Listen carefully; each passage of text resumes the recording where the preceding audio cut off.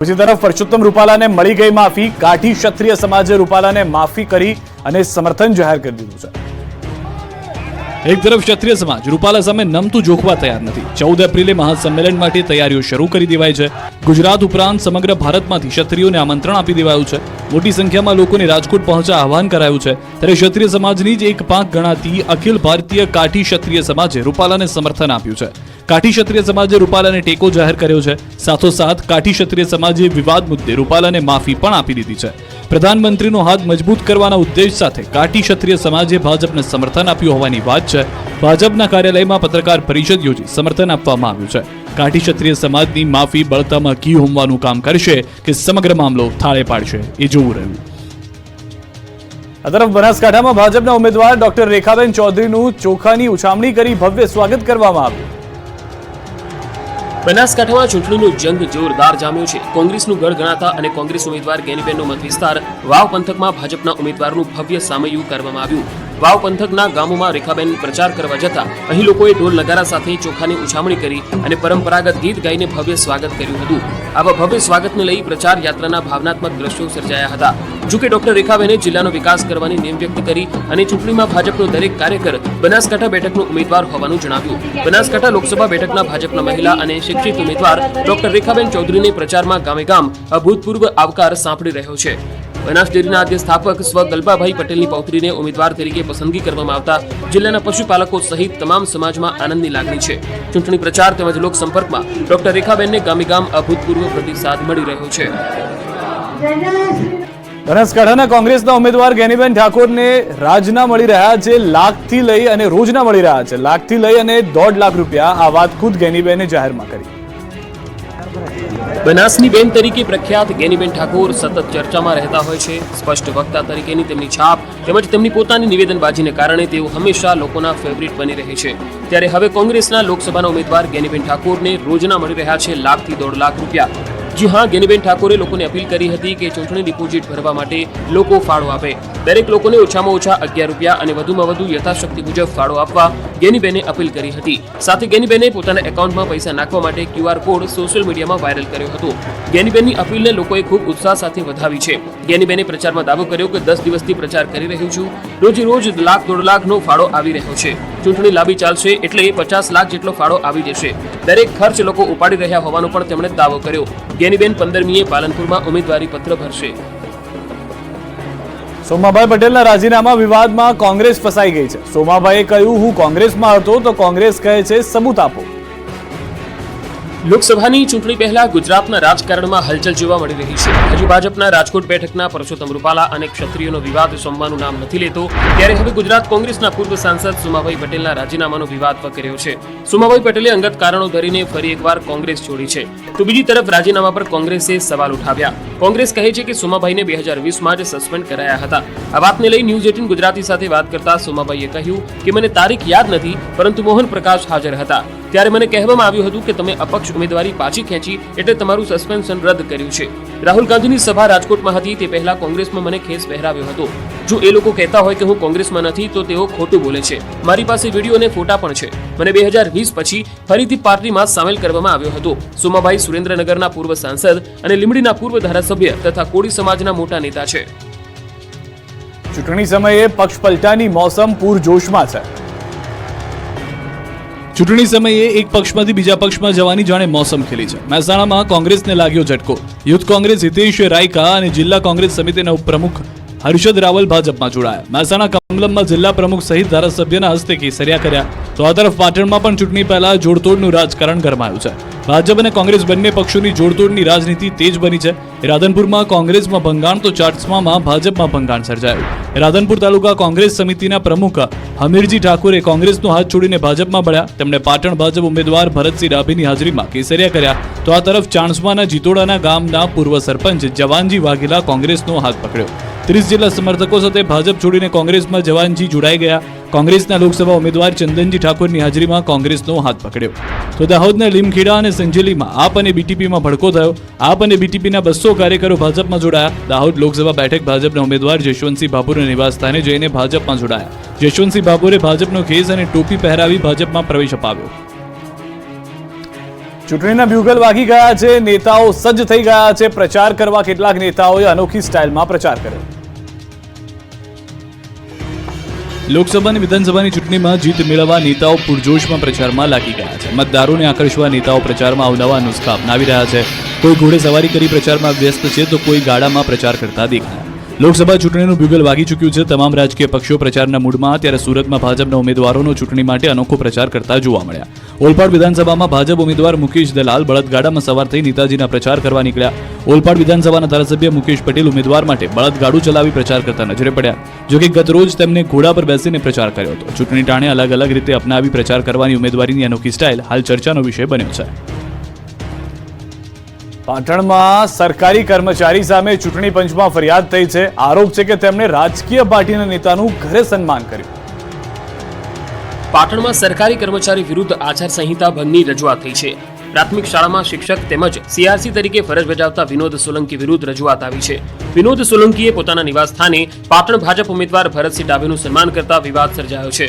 સરકારી કર્મચારી હોવા છતાં રાજકીય નેતાનું સન્માન કરતા આચારસંહિતા ભંગની રજૂઆત કરવામાં આવી. અજાણ્યા શખ્સ દ્વારા ચૂંટણી કેન્દ્રમાં ફરિયાદ આપતા તંત્રએ તપાસ હાથ ધરી છે. વિનોદ સોલંકી શિક્ષક અને સીઆરસીની સાથોસાથ ચૂંટણીમાં પોલિંગ ઓફિસર 1માં પણ નિયુક્ત કરાયા છે. આ વિવાદ સર્જાતા હવે વિનોદ સોલંકી સામે ચૂંટણી અધિકારીએ તપાસ કરી અહેવાલ ચૂંટણી વિભાગમાં રજૂ કર્યો. આ તરફ વધુ એક મહત્વના સમાચાર. પાટણ પાલિકાના તાલિબાની ફરમાન સામે કોંગ્રેસ ઉગ્ર વિરોધ કરી રહ્યું છે. પાલિકાએ પ્રજા પર લાદી દીધો ડબલ વેરો. ભાજપ શાસિત પાટણ નગરપાલિકા હાલ વિવાદમાં આવી છે. પાલિકાએ સામાન્ય લોકોને આંચકારૂપ નિર્ણય લીધો છે. પાલિકાએ તમામ વેરા ડબલ કરી દેતા લોકો ત્રાહિમામ પુકારી ગયા. આ નિર્ણયનો કોંગ્રેસ દ્વારા સખત શબ્દોમાં વિરોધ કરવામાં આવ્યો. કોંગ્રેસના કાર્યકર્તાઓ હાથમાં બેનરો લઈ રસ્તા પર ઉતર્યા. પાલિકા બહાર ભારે સૂત્રોચ્ચાર કરતા પોલીસને આવવાની ફરજ પડી હતી. કોંગ્રેસ કાર્યકર્તાઓએ વેરા વધારો પાછો ખેંચવાની માંગ સાથે વિરોધ પ્રદર્શન કર્યું હતું. પાટણ નગરપાલિકાએ પાણી, સફાઈ, ભૂગર્ભ ગટર સહિતનો વેરો ડબલ કરી દેતા રોષ જોવા મળ્યો. પાલિકાએ પાણી વેરો 600 માંથી વધારીને 1200 રૂપિયા કરી દીધો છે, તો ગટર વેરો 300 થી વધારી 600 રૂપિયા કરી દીધો છે. સાથે જ સફાઈ અને સ્ટ્રીટ લાઇટ વેરો પણ ડબલ કરી દેવાયો, જેથી પ્રજાની હાલત કફોડી બની છે. વેરા વધારા સામે વિરોધ નોંધાવવા કોંગ્રેસ કાર્યકર્તાઓએ બેનર સાથે સૂત્રોચ્ચાર કર્યા. જોકે પોલીસે વિરોધ કરી રહેલા કાર્યકર્તાઓને ટીંગાટોળી કરી વાનમાં બેસાડ્યા હતા. કોંગ્રેસે આરોપ લગાવ્યો કે પ્રજા પર લાદવામાં આવેલા આ વેરા ઘણા અસહ્ય છે. આ વેરો પાછો નહીં ખેંચવામાં આવે તો આક્રોશ વધી શકે છે. અમદાવાદમાં રફતારનો કેર જોવા મળ્યો. સ્પીડમાં આવેલી કાર ઝૂંપડપટ્ટીમાં ઘૂસી ગઈ. રફતારનો કહેર અમદાવાદમાં થંભવાનું નામ નથી લઈ રહ્યો. નબીરાઓ સ્પીડમાં કાર હંકારી અનેક નિર્દોષોનો ભોગ લઈ રહ્યા છે. પાછલા 3 મહિનામાં અમદાવાદમાં અનેક મોટા અકસ્માતો સર્જાયા છે. ત્યારે આવો જ એક અકસ્માત સર્જાયો શહેરના વાડજ વિસ્તારમાં. અહીં રફતારમાં મશગુલ એક કાર ચાલકે ઝૂંપડામાં કાર ચડાવી દીધી. કાર ચાલકે સ્ટીયરિંગ પરથી કાબુ ગુમાવતા આ અકસ્માત સર્જાયો હતો. કાર ચાલકે રિવરફ્રન્ટ તરફના વળાંક પાસે કાર ફૂટપાથ પરથી કુદાવી ઝૂંપડામાં નાખી દીધી હતી. સદનસીબે અકસ્માતમાં કોઈ જાનહાનિ થઈ નથી, પરંતુ કારને મોટા પ્રમાણમાં નુકસાન થયું. કારની સ્પીડ એટલી વધુ હતી કે ફૂટપાથ કૂદી કાર ઝૂંપડામાં ઘૂસી ગઈ. જો કે આ ઘટનામાં પોલીસે કાર ચાલકને સબક શીખવાડવા કવાયત તેજ કરી છે. ઝૂંપડામાંથી કારને ક્રેન દ્વારા બહાર કાઢવામાં આવી. પાટણમાં બાઇક અને એક્ટિવાના અકસ્માતના સીસીટીવી ફૂટેજ સામે આવ્યા. એક્ટિવા ચાલક ઉછળીને રોડ પર પટકાયો. નાની સરખી ચૂક પડી શકે છે ભારે. કંઈક આવી જ ભૂલ વાહન ચાલકોને ભારે પડી ગઈ. પાટણમાં બાઇક અને એક્ટિવા વચ્ચે અકસ્માત સર્જાયો, જેમાં બાઇક પર સવાર મહિલા અને ચાલકની ઈજાઓ પહોંચી તો રોંગ સાઈડમાંથી આવી રહેલા એક્ટિવા ચાલક ઉછળીને જમીન પર પટકાયો. સમગ્ર ઘટનાના સીસીટીવી ફૂટેજ જોવા મળ્યા. અકસ્માત પાટણની ગોલ્ડન ચોકડીની રેલવે નાળા તરફના માર્ગ પર સર્જાયો હતો, જેમાં અકસ્માત સમયે આસપાસના ઉભેલા લોકોએ ઘાયલોને સારવાર માટે હોસ્પિટલ ખસેડ્યા હતા.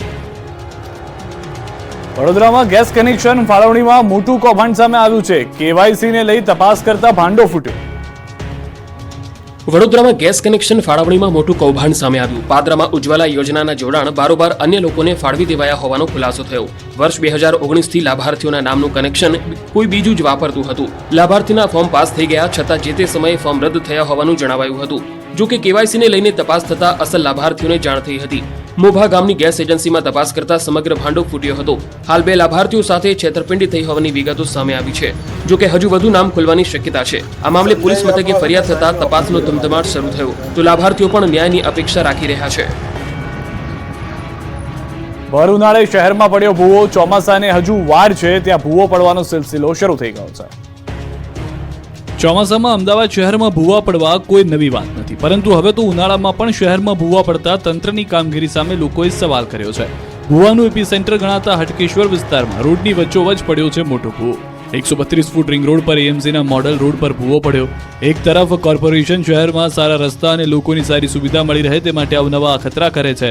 બીજી તરફ નીચી ગુણવત્તાના કારણે રસ્તાઓ બેસી જાય છે, જેનો ભોગ આમ જનતાને બનવું પડે છે.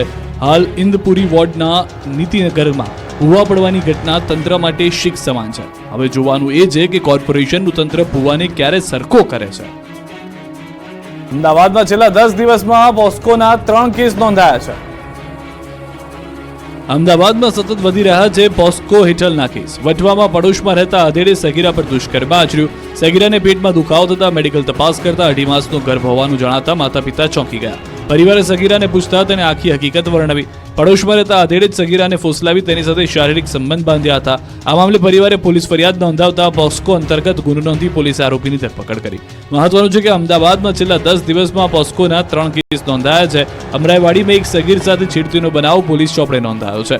પાડોશમાં રહેતા વૃદ્ધે એકલતાનો લાભ લઈ સગીરા સાથે શારીરિક અડપલા કર્યા, જે મામલે ફરિયાદ નોંધાતા પોલીસે વૃદ્ધની ધરપકડ કરી. બીજી તરફ રામોલમાં પિતાએ જ પુત્રની છેડતી કરી. આ મામલે પોલીસે પિતાની ધરપકડ કરી હતી. મોરબીમાંથી 50 કિલો ઘીનો જથ્થો ઝડપાયો. લોકોને ઘી પધરાવતા પહેલા જ પકડાઈ ગયા આ લોકો. તેઓ પર દરોડા પાડવામાં આવ્યા. ખાવાના શોખીન હોવ તો થઈ જજો સાવધાન, ક્યાંક તમારી નાની ભૂલ પડી જશે ભારે. મોરબીમાં ફૂડ વિભાગે શંકાસ્પદ ઘીનો જથ્થો ઝડપી પાડ્યો છે. બજાર લાઇનમાં આવેલી દુકાનોમાં કાર્યવાહી હાથ ધરાઈ.